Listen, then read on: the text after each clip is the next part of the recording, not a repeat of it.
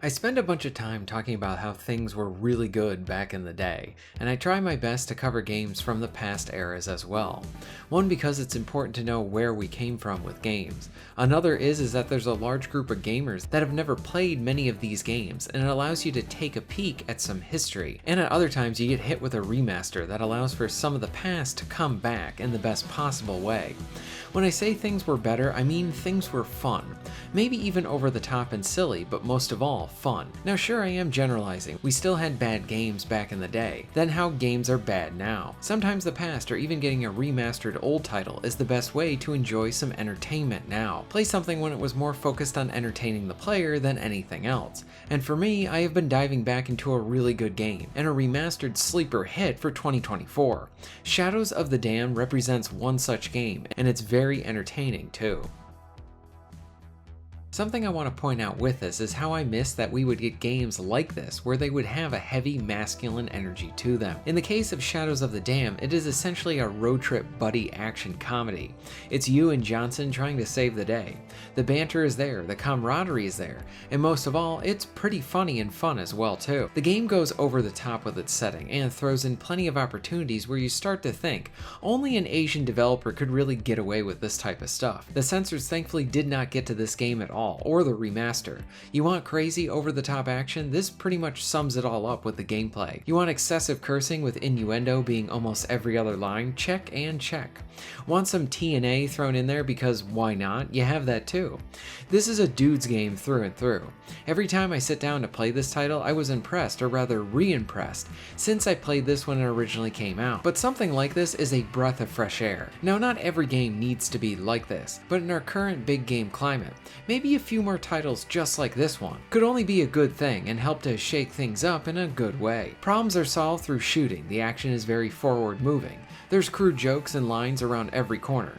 Don't play this one with the kids around, but it's definitely worth playing.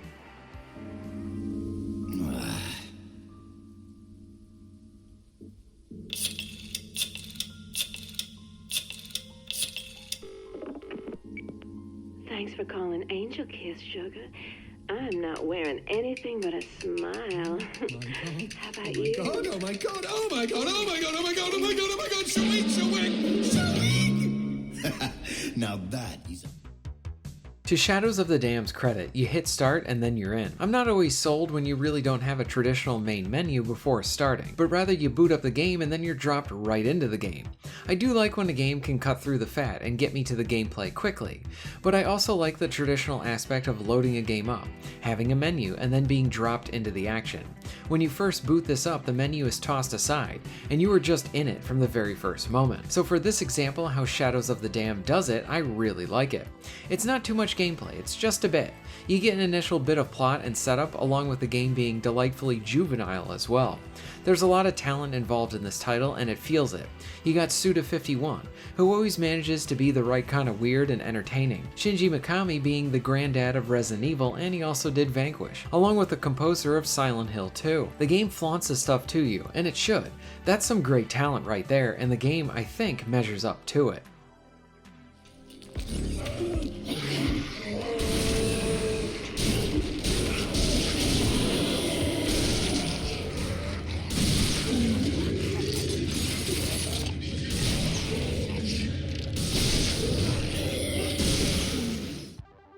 So how does Shadows of the Damned even play? Well, the simple answer is that this plays like classic Resident Evil 4, but you can also move and you have even more movement options on top of that as well.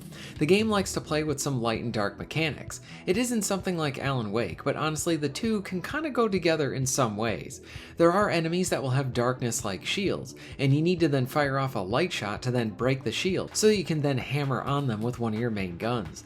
The shooting here is satisfying and impactful. Weapons sound great, and the impact is delightful with plenty of blood and gore.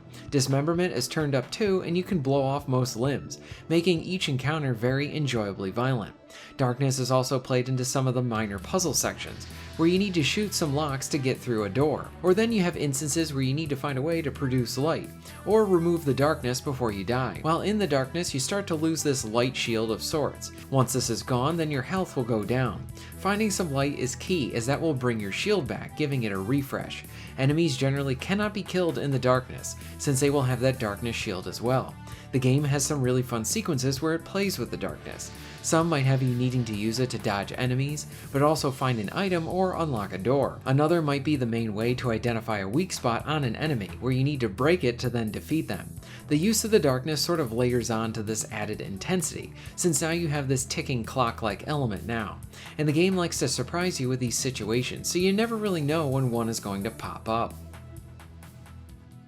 And back to my point that I said before, I do like how you never really know what a level is going to throw at the player. One might be a set of darkness challenges that you need to figure out how to complete. Other parts might have you searching for an item or battling a gauntlet of enemies. Maybe there's new foes you need to face, sort of like a mini-boss in that they have armor. Others might even be fun one-off type stages that have you running away from someone, or even doing a form of turret shooting, among other things. Bosses are another key element, and here the game is flooded with traditional boss-like encounters, with them generally being entertaining. You essentially need to find those weak spots, and fire away at them until they break. You have a few weapons to play with, and you can switch on the fly. As you defeat bosses, the guns can get upgraded, and sometimes it just improves the overall power, with a nice touch of making the gun look even more ridiculous and awesome at the same time. With some even adding on a new fire mode, like the pistol can now shoot out a mine that can greatly help you with taking down armored foes as well. And it is a really good time, though that Act 4 is so uneven and can really hurt the excellent pacing that the prior 3 acts had before that. But it does not kill the game, it's just very noticeable and a very uneven act to do. Shadows of the Dam was a game that I think many passed over when it came out. You'd think with the talent involved it would have been bigger, but sadly that didn't happen. Even with this re-release, this has a sort of shadow release sort of thing going under the radar. The game was a sleeper hit and it remains to be a sleeper hit. Most of all, it's a great fun time. A title I recommend and one that deserves more attention. Have you played Shadows of the Dam? Did you pick up the remaster? Do you like it? Let me know in the comments down below. If you're interested in supporting the channel, please check out my Patreon page. For just $1 a month, you can help to keep this channel going strong, and this allows me to be able to do more for my awesome audience. Please check out the links in the description and pinned comment for ways to support the channel. And most of all, thank you very much for watching.